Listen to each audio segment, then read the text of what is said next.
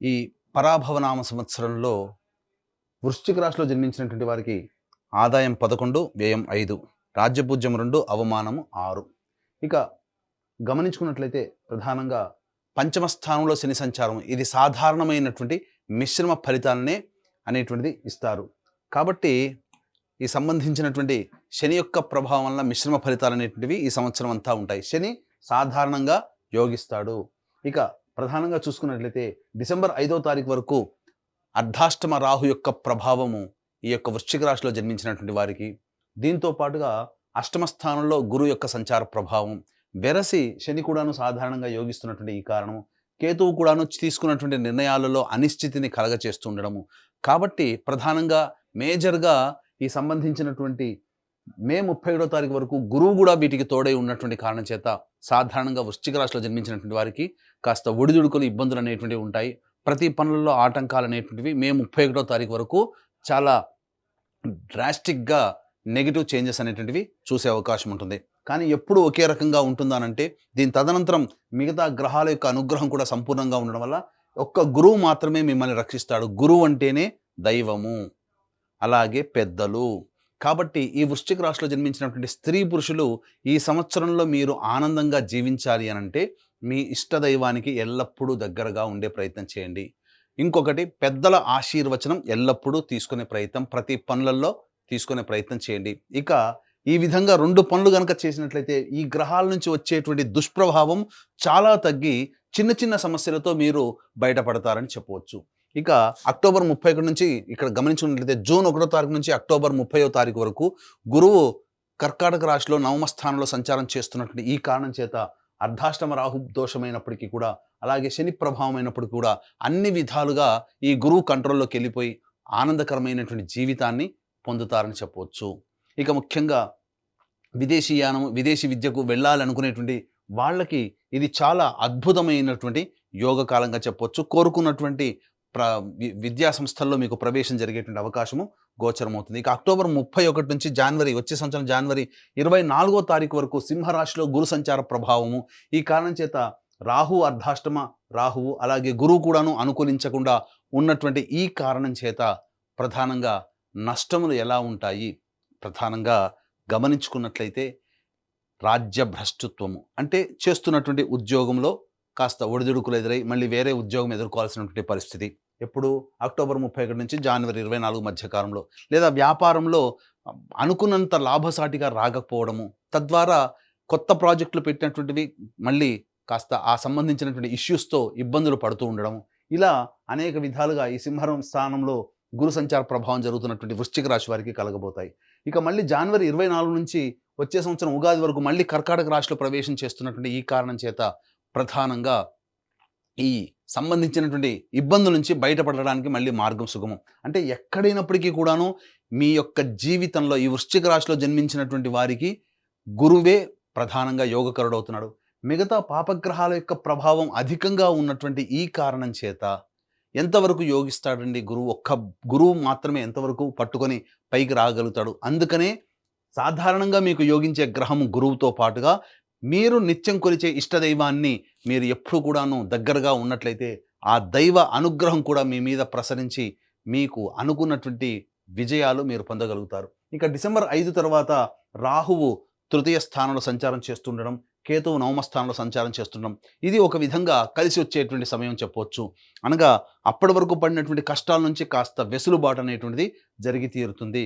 ఇక గమనించుకున్నట్లయితే సాధారణంగా నిరుద్యోగస్తులు ప్రధానంగా ఉద్యోగం ఎప్పుడు లభిస్తుంది, ఆల్రెడీ ఉద్యోగం చేస్తున్నటువంటి వాళ్ళు వేరే సంస్థల్లోకి ప్రయత్నం చేయాలంటే ఏ సమయంలో ప్రయత్నం చేయాలి, అంతేకాకుండా ఇక్కడ ప్రధానంగా కేంద్ర రాష్ట్ర ప్రభుత్వంలో పనిచేసేటువంటి వ్యక్తులు ఎవరైతే ఉంటారో వాళ్ళకి ప్రమోషన్స్ లేదా బదిలీలు ఎప్పుడు ఏ సమయంలో కలుగుతాయి, అన్నిటికంటే ముఖ్యంగా కేంద్ర రాష్ట్ర ప్రభుత్వాలలో సంబంధించి పనిచేసే కాంట్రాక్టర్స్ ఎప్పుడు బిల్స్ పాస్ అవుతాయి, ధనం ఎప్పుడు మనకు లభిస్తుంది, అలాగే కొత్త కాంట్రాక్టులు ఎప్పుడు చేజిక్కించుకోవాలి అనేటువంటి యొక్క విషయాలు కనుక మనం చూసుకున్నట్లయితే ఈ యొక్క వృశ్చిక రాశిలో జన్మించినటువంటి వారికి ప్రధానంగా ఈ సంవత్సరం 14 ఏప్రిల్ నుంచి 14 మే వరకు ఉన్నటువంటి సమయం చాలా అద్భుతంగా చెప్పవచ్చు. అలాగే 17 ఆగస్టు నుంచి 17 అక్టోబర్ మధ్య ఉన్నటువంటి కాలము అనుకూలంగా మంచి సమయం చెప్పవచ్చు.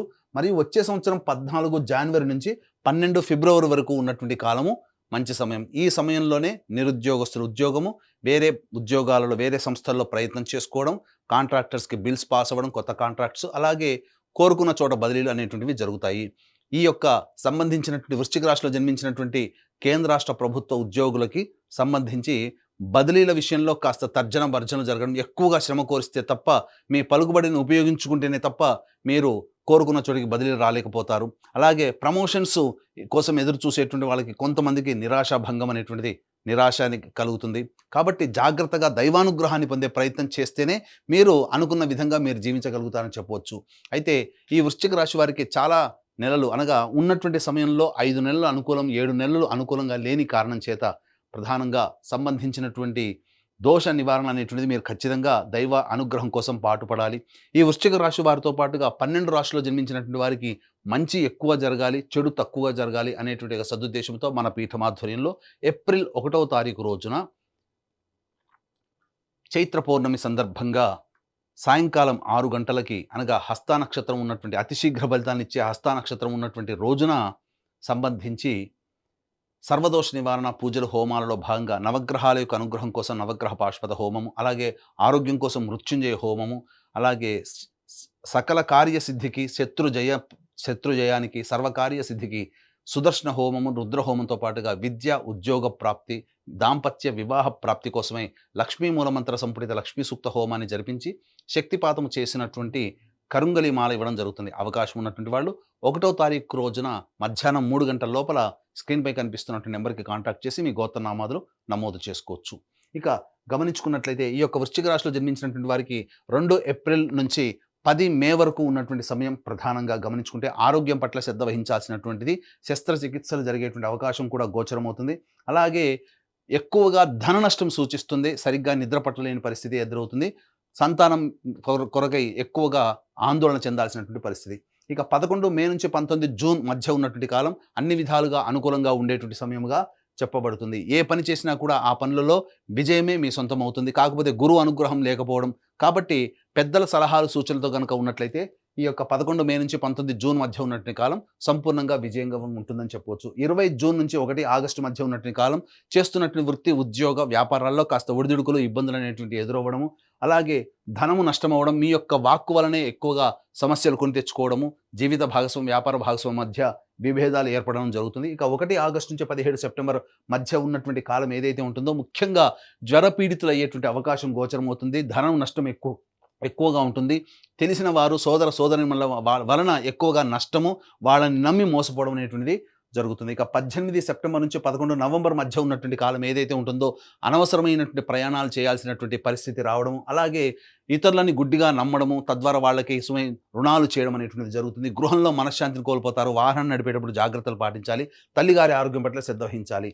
ఇక ప్రధానంగా 12 నవంబర్ నుంచి 8 సెప్టెంబర్ మధ్య ఉన్నటువంటి కాలం ఏదైతే ఉంటుందో ఈ కాలము చాలా అద్భుతమైనటువంటి మానసికమైనటువంటి సంతోషం అనేటువంటిది కలుగుతుంది. కానీ ప్రధానంగా మీరు అత్యుత్సాహము ఉండడం వల్ల ఎక్కువగా ఇబ్బందులు పడతారు. వాహనాన్ని నడిపేటప్పుడు కూడా జాగ్రత్తలు పాటించాలి. సంతానం మూలంగా కష్ట నష్టాలు సమస్యలు ఎదురవుతాయని చెప్పవచ్చు. అలాగే ఈ రాశిలో జన్మించినటువంటి విద్యార్థులకి ప్రధానంగా అష్టమ గురు ప్రభావం వల్ల విద్యార్థులకి జ్ఞాపక శక్తి తక్కువగా ఉండడము, మే 31 లోపలనే మ్యాక్సిమం కాంపిటేటివ్ ఎగ్జామ్స్ అనేటువంటివి ఉండడం, అకాడమిక్ ఇయర్ ఎగ్జామ్స్ కూడా ఉండడం వలన ఈ వృశ్చిక రాశిలో జన్మించినటువంటి విద్యార్థుల తల్లిదండ్రులు కాస్త దైవానుగ్రహాన్ని పొందే ప్రయత్నం చేస్తూ విద్యార్థులకి మంచి చెడు చెప్పుకునేటువంటి విధంగా ఉండాలి. అన్ని విధాలుగా వాళ్ళని ప్రిపేర్ చేసేటట్టుగా చూసుకోవాలి. అయితే విదేశీయానానికి మాత్రం అక్టోబర్ 31 నుంచి జనవరి 24వ తారీఖు వరకు ఉన్నటువంటి సమయం చాలా అద్భుతమైన కాలం అని చెప్పొచ్చు. అయితే ప్రధానంగా విదేశాల్లో నివసిస్తున్నటువంటి వాళ్ళకి ఉన్నటువంటి కాంట్రాక్ట్స్ అనేటువంటివి ఈ సమయంలోనే కంటిన్యూ అవుతాయి. H1B వీసాలు అనేటివి సంప్రాప్తం అవుతాయని చెప్పొచ్చు. అయితే దూర ప్రాంత విదేశీ గమనానికి, విదేశీ విద్యకి సంబంధించి జనవరి 24 నుంచి వచ్చే సంవత్సరం ఉగాది వరకు అక్టోబర్ 31 నుంచి జనవరి 24వ తారీఖు వరకు ఉన్నటువంటి సమయం విదేశీ విద్యకు అనుకూలంగా ఉండేటువంటి సమయం. కాబట్టి ఈ సమయంలో ప్రయత్నం చేయండి. తప్పకుండా మీకు ప్రవేశం అనేటువంటిది లభిస్తుంది. కాకపోతే అక్కడికి వెళ్ళిన తర్వాత మాత్రం ఖచ్చితంగా గ్రహ సంచార ప్రభావాలన ఖచ్చితంగా కష్ట నష్టాలు ఎదుర్కోవాల్సి వస్తుంది ఈ సమయంలో. కాబట్టి ముందుగా ప్రిపేర్ అయ్యి ప్రయత్నం చేయండి. ఇక ఈ రాశిలో జన్మించినటువంటి రాజకీయ రంగ ప్రముఖులు ఎవరైతే ఉంటారో వాళ్ళు ప్రధానంగా వాలంటరీ సర్వీస్ చేసుకోవడమే చాలా ఉత్తమమైనటువంటి విషయాన్ని గమనించుకోవాలి. పార్టీ పెద్దల యొక్క అనుగ్రహం ఉన్నప్పటికీ కూడాను ఎక్కువగా ధనం మంచినీళ్ళలా ఖర్చవుతుంది. ప్రజల ఆదరణ పొందడం కోసం మంచి మంచి పనులు చేసే ప్రయత్నం చేయండి. ఎన్నికల్లో పోటీ చేస్తే చాలా అతి కష్టం మీద విజయాన్ని పొందుతారు. కాబట్టి అన్ని విధాలుగా చూసుకొని జాగ్రత్తగా పోటీ చేస్తే మంచి ఫలితాలు పొందుతారు. ఈ యొక్క రాశిలో జన్మించినటువంటి సినీ కళారంగంలో ఉన్నటువంటి వాళ్ళు 24 ఫ్రేమ్స్ అలాగే electronic and printing media, social మీడియాలో ఉన్నటువంటి వాళ్ళకైతే మాత్రం మీ దగ్గర ఉన్నటువంటి ధనాన్ని పెట్టుబడిగా ఎదుటి వాళ్ళకి ఇవ్వడం అనేటువంటిది కానీ చేయకండి. తద్వారా మీరు ఎక్కువగా నష్టపోతారు. అలాగే మీరు నమ్మినటువంటి వాళ్ళ వల్లనే ఎక్కువగా నష్టం పోయేటువంటి అవకాశం ఉంటుంది. కాబట్టి జాగ్రత్త పడండి. జూన్ 1 నుంచి అక్టోబర్ 30 మధ్య కాలంలో మంచి ఆఫర్స్ రావడం, మంచి సంస్థల్లో పనిచేసే అవకాశాన్ని పొందడం, తద్వారా అన్ని విధాలుగా యోగదాయకంగా ఉండేటువంటి పరిస్థితి ఉంటుందని చెప్పొచ్చు. తర్వాత చెప్పుకొచ్చేది ఏమిటంటే వచ్చే సంవత్సరం జనవరి 24 నుంచి ఉగాది వరకు ఉన్నటువంటి సమయంలోనే మీకు ప్రాముఖ్యత కలిగినటువంటి పాత్రల ద్వారా కీర్తి ప్రతిష్టలు పెరిగి అవార్డులు, రివార్డులు సొంతం చేసుకుంటారని చెప్పవచ్చు. ఇక ఈ రాశిలో జన్మించినటువంటి రైతులైతే ప్రధానంగా 2 పంటలలో మొదటి పంట కంటే రెండో పంటనే అత్యధికంగా లాభాలు అనేటువంటివి ఉంటాయి. కౌలుదారులకి కాస్త కష్టం అనేటువంటిది ఉంటుంది. రుణాలు చేయాల్సినటువంటి పరిస్థితి వస్తుంది. దిగుబడి సాధారణంగా ఉండడం, రాబడి కూడా దానికి తగ్గట్టుగానే ఉండడం వల్ల మరీ అంత గొప్పగా ఊహించినటువంటి ఫలితాలు ఈ యొక్క రాశిలో జన్మించినటువంటి రైతులు పొందలేరు. అయితే ప్రధానంగా ఈ రాశిలో జన్మించినటువంటి క్రీడాకారులకు మాత్రం, ప్రోత్సాహకాలకు మాత్రం నిరాశ అని చెప్పవచ్చు. మీకు మీరే స్వయం కృషితో ముందడుగు వేసే ప్రయత్నం చేయండి. కానీ ఈ సంవత్సరం కన్నా వచ్చే సంవత్సరం జనవరి తర్వాత మీ జీవితం బాగా ఉంటుందని నమ్మకంతో ముందడుగు వేసే ప్రయత్నం చేయండి.